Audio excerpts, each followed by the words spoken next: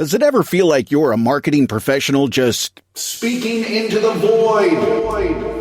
But with LinkedIn ads, you can know you're reaching the right decision makers, a network of 130 million of them, in fact. You can even target buyers by job title, industry, company, seniority, skills, and did I say job title? See how you can avoid the void and reach the right buyers with LinkedIn ads. Spend $250 on your first campaign and get a free $250 credit for the next one. Get started at linkedin.com/campaign. Terms and conditions apply. They got Willa. They got my daughter. I need to find her. From acclaimed director Paul Thomas Anderson. You can save that girl. Today, experience what is being called the best movie of the year. This is the end of the line. Not for you. Leonardo DiCaprio, Sean Penn, Benicio del Toro, Tiana Taylor, Chase Infinity. Let's go! One battle after another. Now playing only in theaters. Experience it in IMAX. Rated R. Under 17, not admitted without parent. You can't hide. The Hilton sale is on. Now through September 29th, you can save up to 20% on stays this fall and beyond. Long weekends, last-minute getaways, holiday gatherings. There's a Hilton stay for all of them. More moments, more experiences, more destinations. Now 20% off for a limited time because it matters where you stay. Don't wait. Book by September 29th and save up to 20% at Hilton.com. Terms apply. Hilton for the stay. Wish you could become a morning person? You know the type, up before the sun, early morning runs, first one to the office with donuts and a smile. How do they do it? Easy. With the new Galaxy Watch 8, sleep tracking and personalized insights from Samsung Health help you improve so you can wake up to a whole new you. One who, dare I say it, skips the snooze? It's possible. Train your sleep with Galaxy Watch 8. Learn more at Samsung.com. Requires compatible Samsung Galaxy phone, Samsung Health app, and Samsung account.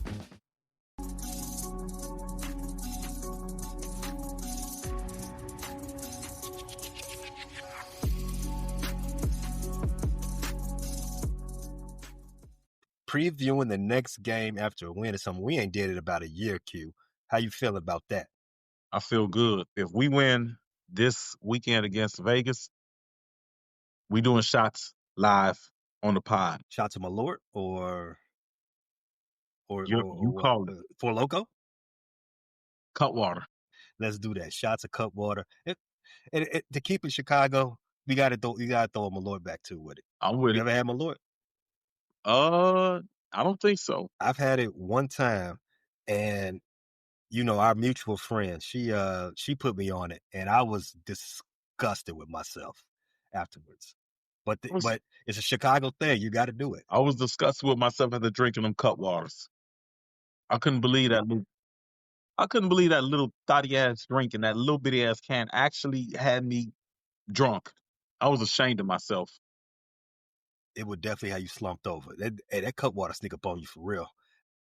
Because it take you by surprise. You don't think it's going to do what it's going to do, but it definitely gets you. Because a buzzball. It's bad intentions behind a buzzball, behind a Four Loco, and some of the other things. You're like, all right, this is some cheap liquor. I know what's going to happen to me. That Cutwater, it's unassuming. You don't know what's about to hit you. Then you take a couple of sips of that. You like, damn, what's this? You read the label, like, oh, I'm in for a night. This got like 17% alcohol. Listen, I didn't read the label. I just got it because everybody kept talking about it. I'm like, I'm going to go ahead and try it. Mm-hmm. Midway through the first one, not midway through the first one, midway through the second one, I was fighting for my life. The first one went down pretty smooth. I was like, I got halfway through the second one, and I was literally fighting for my life.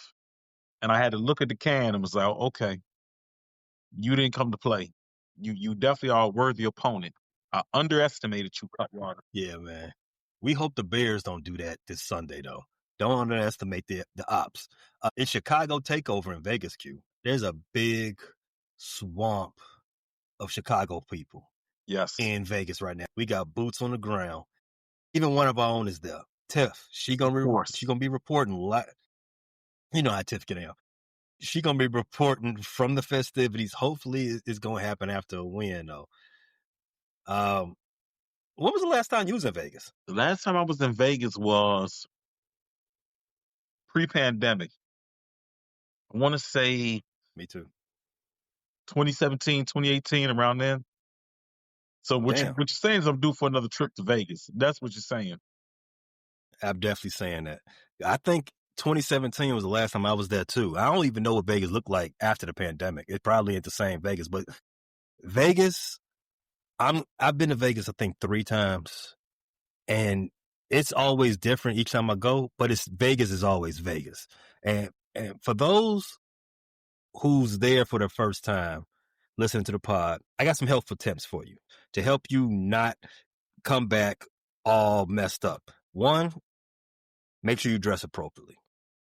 It may be 80, 90 degrees while you're there, late September, but that desert, it's still the desert. When that sun go down, it's gonna hit you in the face, and don't get caught by surprise. Number 2, wear comfy walking shoes. I cannot stress this enough. The Uber situation in Vegas is not it's not what you think it is. And hitting that strip is gonna hit you a whole different way if your feet barking at you. Definitely walking through the casinos.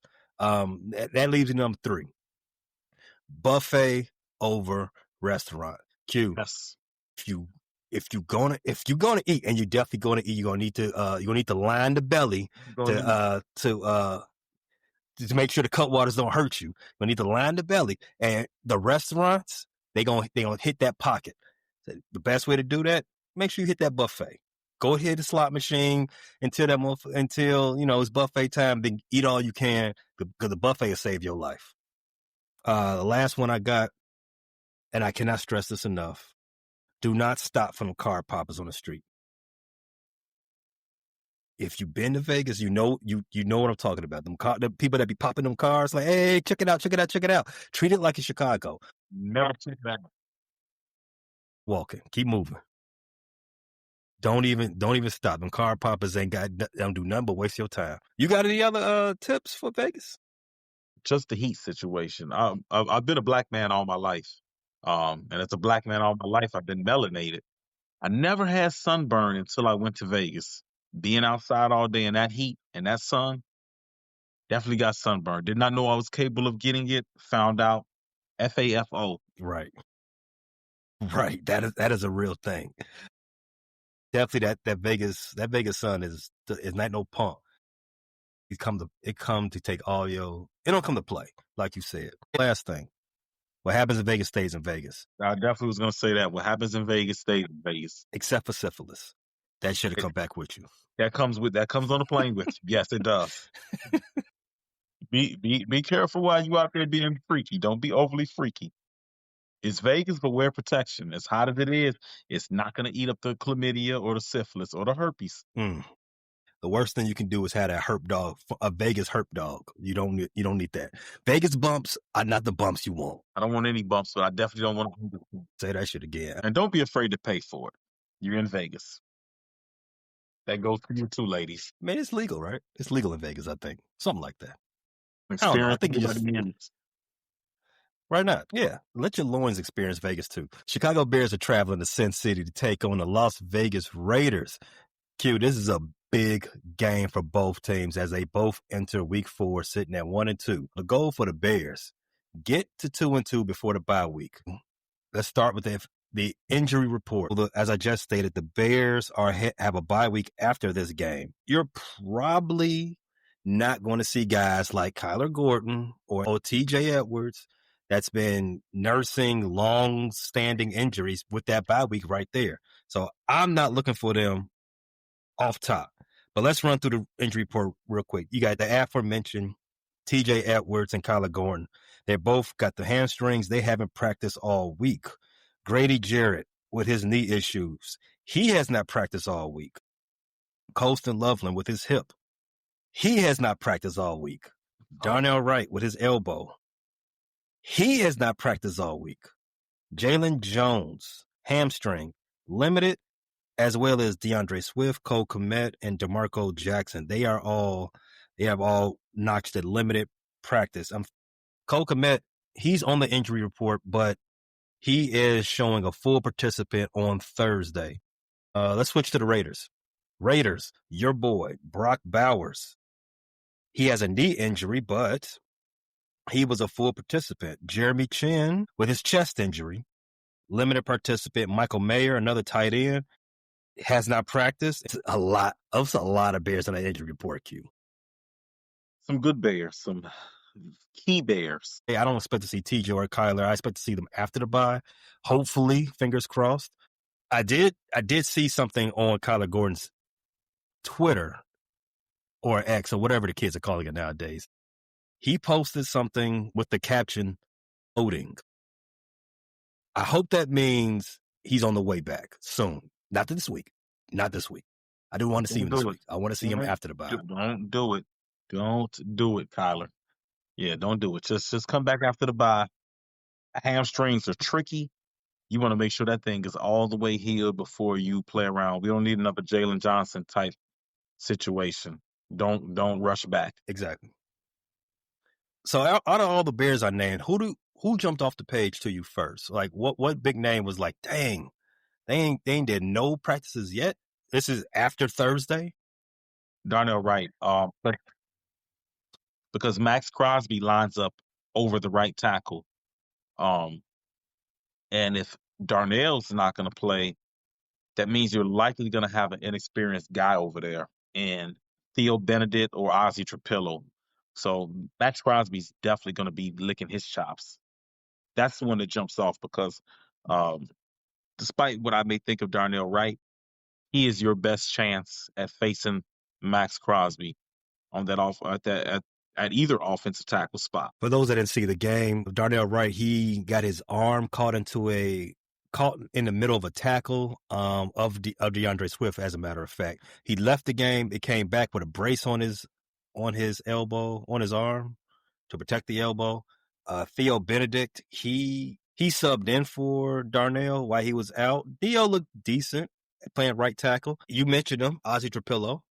It sounds as if Theo Benedict would get the call again. I mean, if he would sub in for him during the game, he would probably be the first guy up, especially since Ozzie hasn't dressed all season.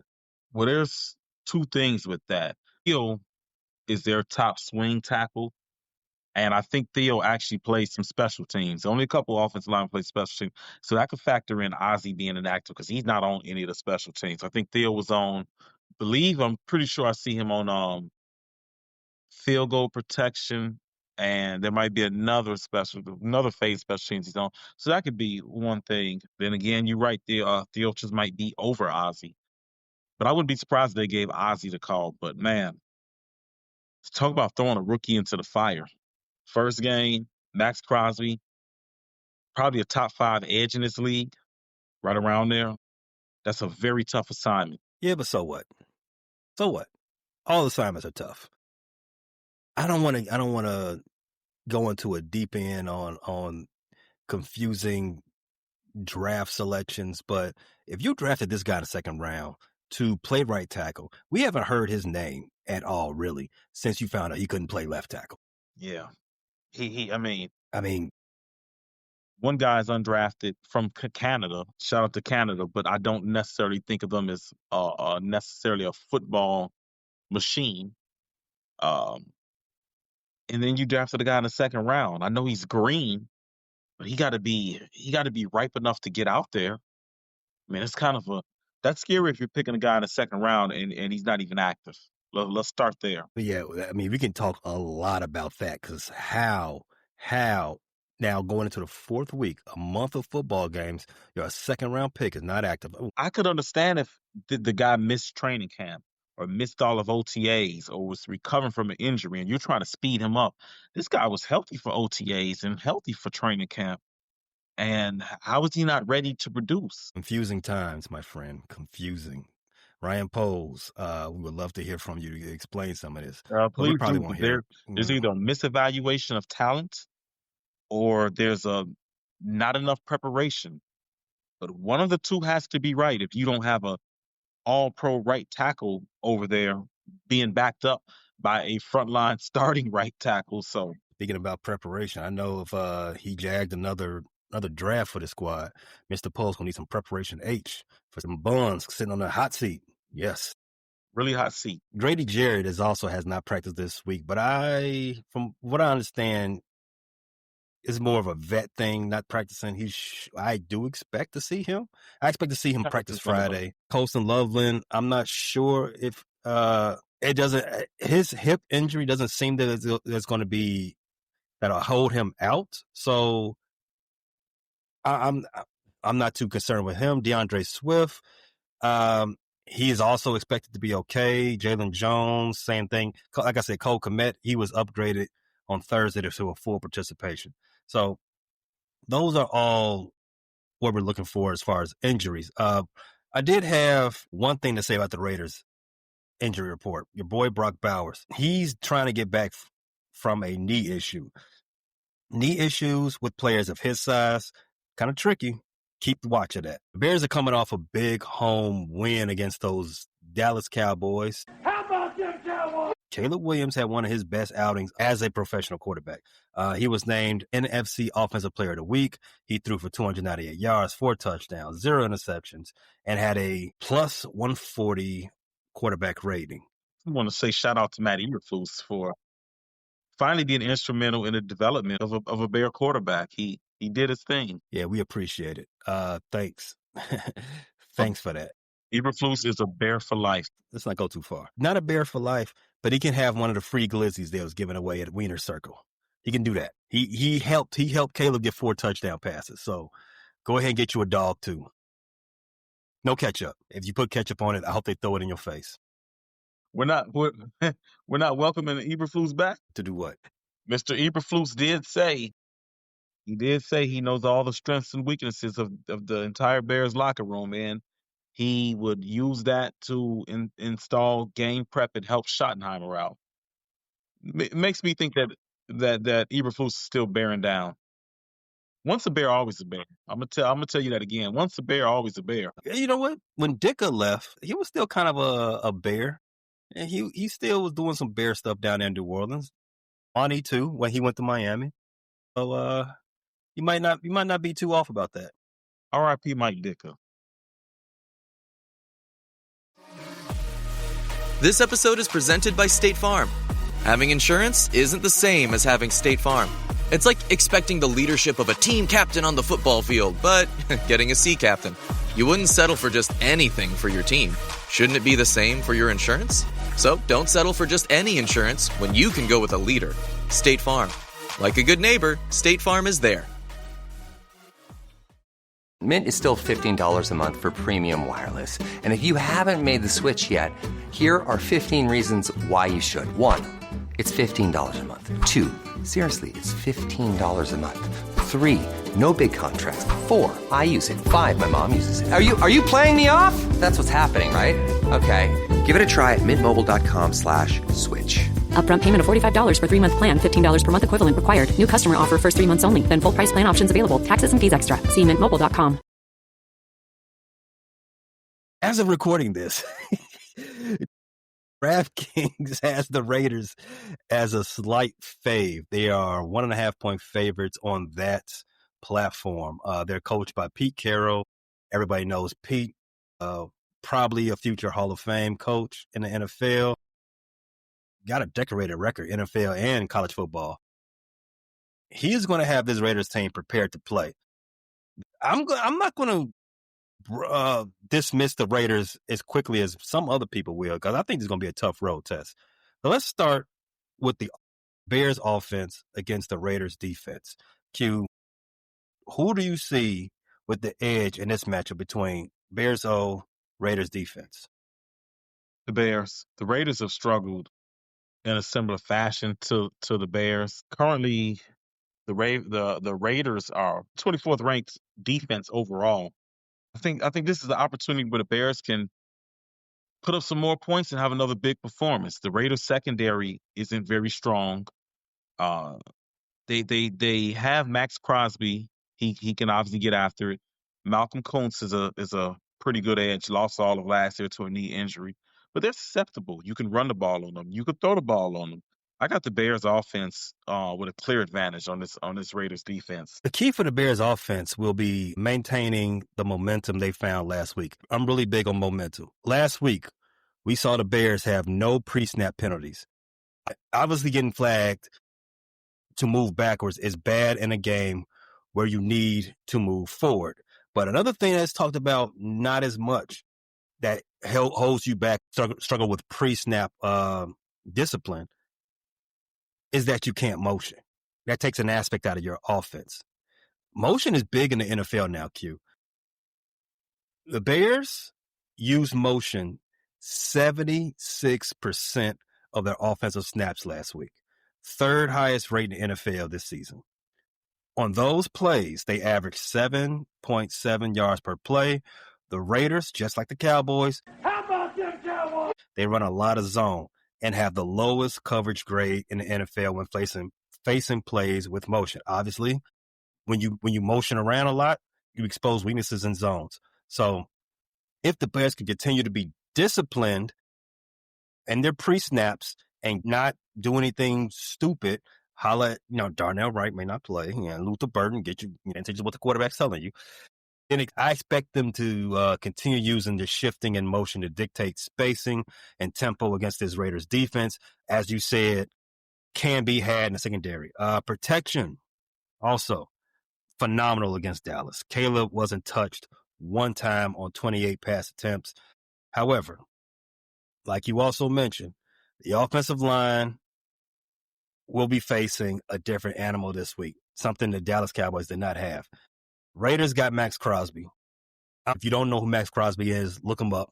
He's one of them guys. He's a dog. Whoever he lines up against, over, it's going to get him a lot of fits.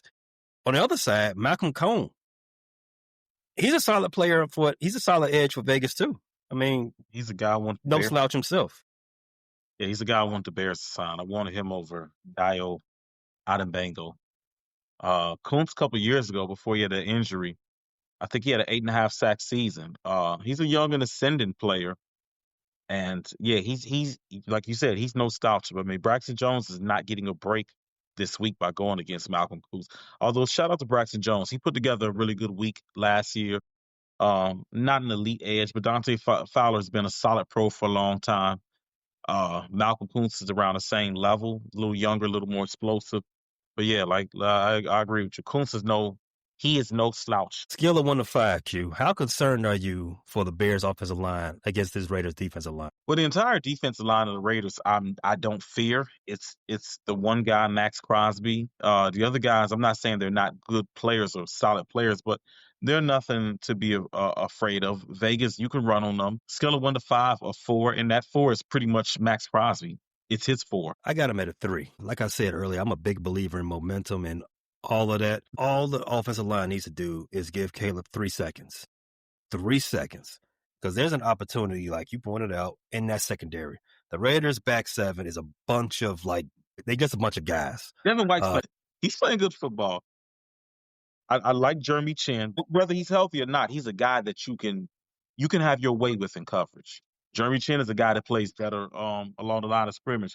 Eric Stokes is somebody we know. He was in the division with Green Bay, and he's gone for a reason. He's not gone because he's a highly coveted player. He's gone because he wasn't good enough.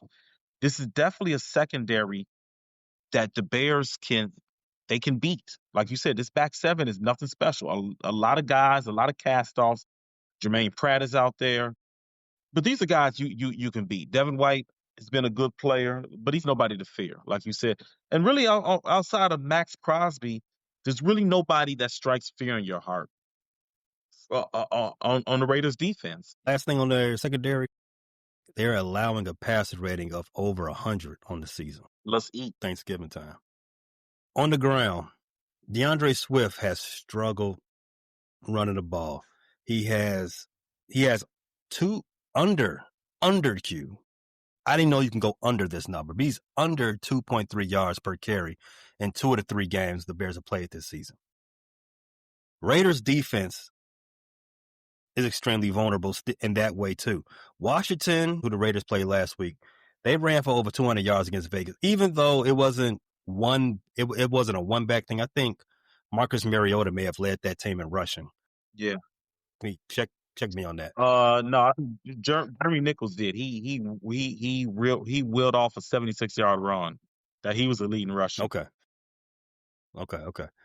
But still, 200 yards combined against Vegas. They averaged 6 yards per attempt, and they scored 3 touchdowns on the ground. Ben Johnson, he addressed the run game issues by having all the offensive players this week watch tape so they can tighten up details on blocking and running back and the gaps that they open up.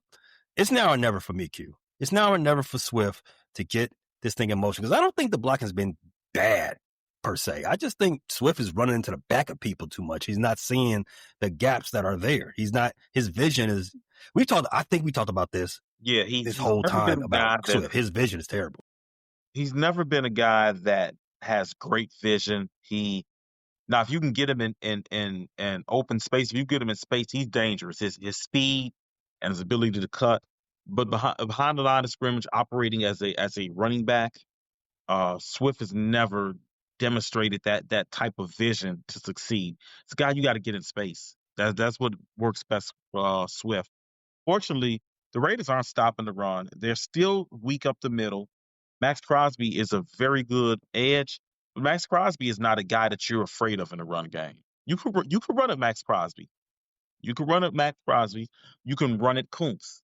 So I think, like you said, this is now or never. This is the time where the run game needs to step up and start moving some bodies off the line of scrimmage and start getting some positive yards when we hand the ball off.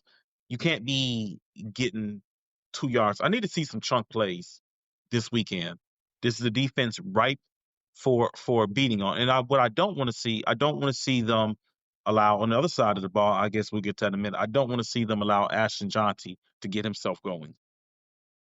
Don't be that team. Scale of 1 to 5. How confident are you that Swift can average over 3.5 per carry on Sunday? I'm very confident. I think the Bears and Ben Johnson, I think they will have a concerted effort to get the run game going. So I do think that DeAndre Swift will have his best performance of the season, and the bar is pretty low. I think his best performance is here, 62 yards. Although he was running the ball well against the Lions, I think he was averaging 5.2 yards carry at 63 yards, but the bar is low.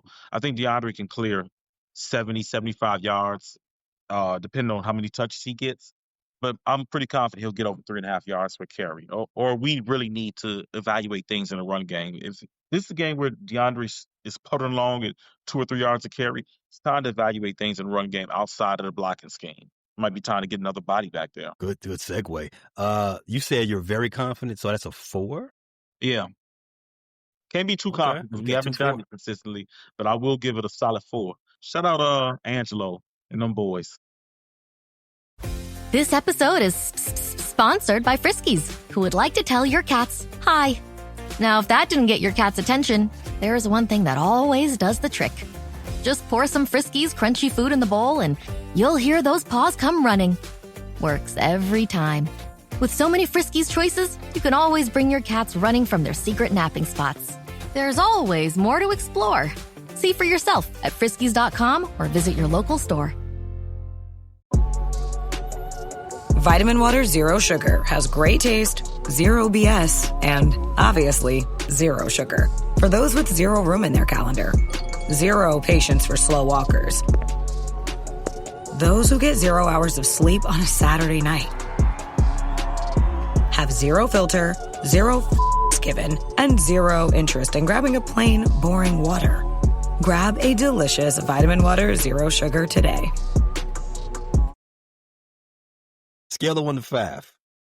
How confident are you that Swift is even the leading rusher in this game for the Bears? Thin ball rolling. I'm gonna get out of 5. Okay. Because I don't think they're ready to.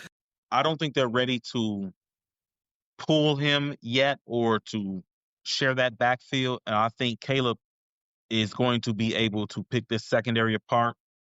And outside of the pressure from Crosby, I don't think he'll be flushed out the pocket enough to run the ball enough to be the leading rusher again. Over under 6.5 offensive snaps for your boy Roschon. Under. Well, okay. All right. Under. But he is going to get a snap on offense this week, though, right? I don't know. He was active last week, and he only was on special teams. Yeah. Let's Swift fuck around with the fuck around, and Roschon will get a good chunk come week 5. Or Kyle. Maybe. And I know Kyle had that negative 8-yard run, but I still believe in the kid. I still think there's some talent there. Um, Maybe they call Ian Wheeler up. You get the doctor in the backfield. Ian's still on that Listen, roster. man, no more nerds. Sorry. That's one of your Lock brothers, though. Yeah. I fuck with him. Yeah, he a part of the community, but no more nerds right now. Are you telling Ian to go be a doctor, go pursue his dreams, make the Lock brothers proud that way? There's nothing wrong with having multiple dreams. He's fulfilling one, but we need to figure this thing out in a major way first. I don't think the proliferation of nerds on this football team is helping this team fulfill my dreams of covering a playoff team, a playoff football team. So if it was between me, my dream, and Ian's dream, it's got to be me. I've got to put me first.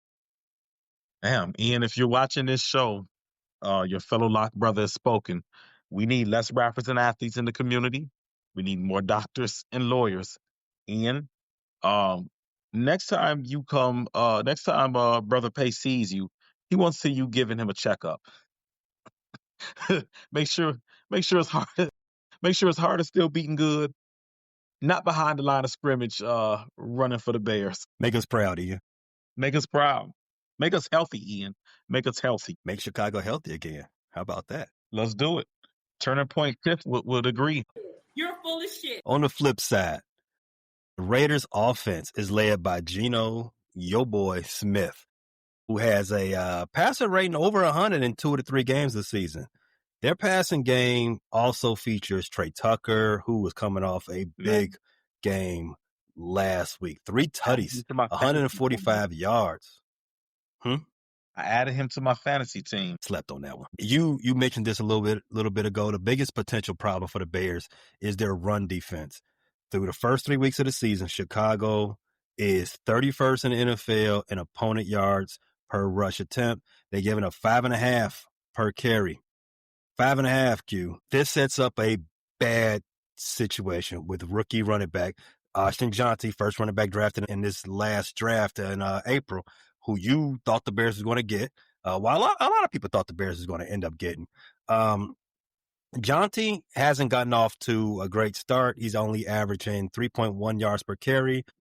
You can chalk it up to a lot of different reasons. Offensive line being bad, him being small, whatever the case may be. That's exactly why the Raiders have so many passing yards, because they're in negative game script.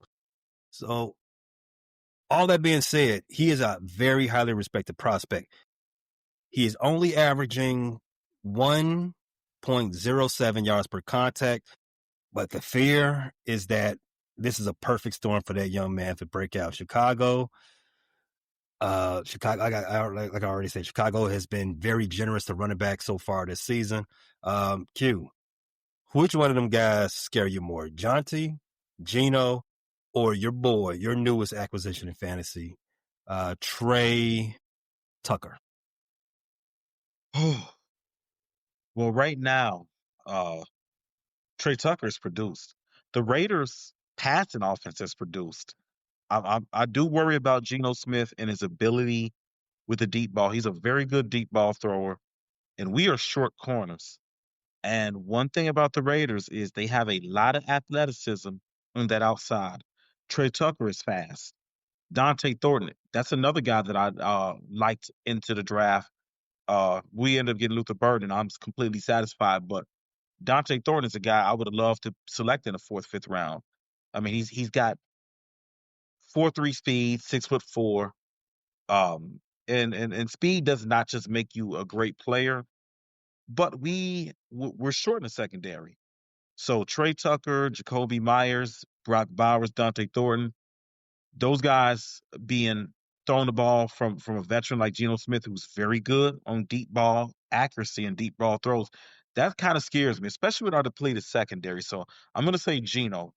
Geno worries me the most out of those guys you named because he has all the weapons at his disposal and he's got a depleted Bears secondary. So it sounds like you have more confidence in the run defense than the pass rush. Yeah, I've got more. The lowest of confidence is it really falls in that secondary because we struggled against Jameson Williams. Williamson. We struggled against Amon-Ra St. Brown. And Dante Thornton, Trey Tucker, they're very similar to Jameson Williams. These are guys that get deep. These are guys that are going to hit you with the 9 routes, the 7 routes, the 8 routes, maybe some deep digs, some 5s, some 6s. So we definitely have to stay vigilant in that back 7. Hope Dennis Allen comes up with a great game plan to keep the set. I know Jaquan wants to play near the line of scrimmage, but you can't afford to have Geno flip this game on his head. One pass can suck all the momentum away. And you talked about momentum being key. You could be up 14-0, and then one play later, a 57-yard bomb cuts that lead in half. That's what you do not want to have. Bears defense showed tremendous improvement last week, holding Dallas to just 14 points, got 3 interceptions, 4 total turnovers. If they can get the pressure on Geno again, stacking momentum. If they can get that pressure on Geno, who was sacked 5 times last week by the Commandos, they can replicate the same defensive output that they had last week. They can start forcing turnovers if they get that pressure. The Bears pass rush did pressure Dak on 40% of his dropbacks last week. So it's possible. It also helps when you get a team down 2 touchdowns. You kind of limit what they could do in the run game, and you're not as afraid of the run game wearing you down. They're playing catch up. So eventually they got to throw the ball. So your linemen can kind of get after the quarterback board. You can dial up some blitzes. The one thing about Geno is, you've already alluded to it, he was sacked 5 times. And that's not always all on the offensive lineman. As we learned in Chicago, Geno will hold on to the ball. One of the trade-offs with being a guy who has the propensity to throw deep is you tend to be a guy that holds the ball a lot. Geno's a guy that'll hold the ball for a long time. So you do have a chance to get sacks. Geno would also try to fit the ball in tight spaces. He'll also try to throw it in a double coverage. You can get some picks. You can get some sacks off Geno. The Bears defense has a chance to build a momentum. They got to be disciplined. They got to be disciplined in their run fits. They got to be disciplined in their zones and their reads. You can't fall for double moves. You can't fall for play action. You have to stay honest. You do not want Dante Thornton and Trey Tucker to get behind you, because when they're behind you, you're not going to catch those guys. Yeah, I don't want to see none of our guys, Nashawn or Tyreek, in pursuit too often. I want them to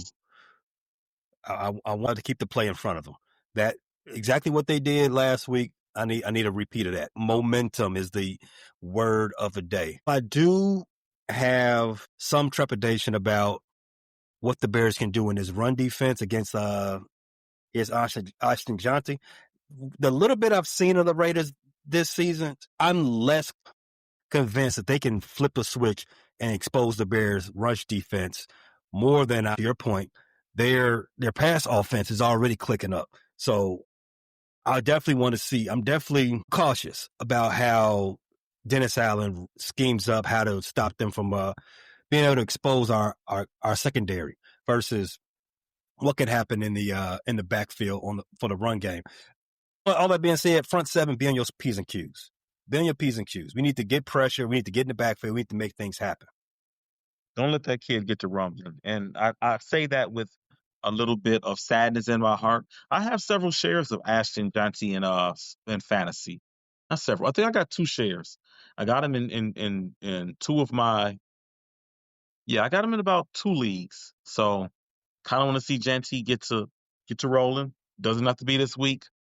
I got good running backs wherever he's at, but yeah, I kind of want to see. I want to see the Bears. I will put the Bears over my own personal happiness. I could always bench Janty. Dobbins got Cincinnati. I might go with Dobbins and Gibbs. In another league, I got Mason. Janty might have to ride the bench. Sound like a smart play. Let's talk predictions. This game has all the makings of a high-scoring affair. Do you agree with that? Yes. Second week in a row. Both teams have struggled in coverage. They rank among the bottom 8 in coverage teams overall in the whole league. If the improved version of the Bears secondary shows up like they did last week, momentum, Chicago should be heavily favored, even though right now DraftKings got them as a 1.5-point road dog. I'm taking the Bears to take this one home, 28-24. 24. The Bears' offensive layers and Caleb's progression should be enough to overcome the Raiders. Caleb gets his first career road win. Bears go into the bye 2-2. How do you see it? I hate to be the bearer of bad news, no pun intended, and the pessimistic one. The Bears have just let me down way too many times when I've got excited. Way too many times where we think they're finally turning a corner. I got to see it to believe it. I got to see it to believe it. The Raiders' weapons definitely concern me. The Bears' defense definitely concerns me more. I'm going Raiders 31-28. But I do see another very good Caleb performance. Well, that's the first time you picked against the Bears all season. Ooh. And I hope I'm wrong. So our preseason prediction, I think we both had the Bears 3-1 going into the bye. I was waffling on this Raiders game back then too. I just have an uneasy feeling about this game for some reason. I hope the Bears prove me wrong. Please prove me wrong, guys. Yeah. I'm gonna stand 10 toes down with my squad, though, man. I picked them all 4 games, even though I had them at 2-2 on the preseason watch. I'm rolling with the squad. I'm all in. That's what she said. Bear down. Bear down. Thanks for listening to this latest episode from the Frustrated Chicago Sports Fan Channel. Don't matter if you listen to this on Apple Podcasts or Spotify or watch it on Twitch or YouTube. Make sure you like, subscribe, share with a friend, hit the notification bell so you never miss a drop. And to all the guys from Chicago, we say 3 things. Bear down, go Cubs go, and sell the team, Jerry.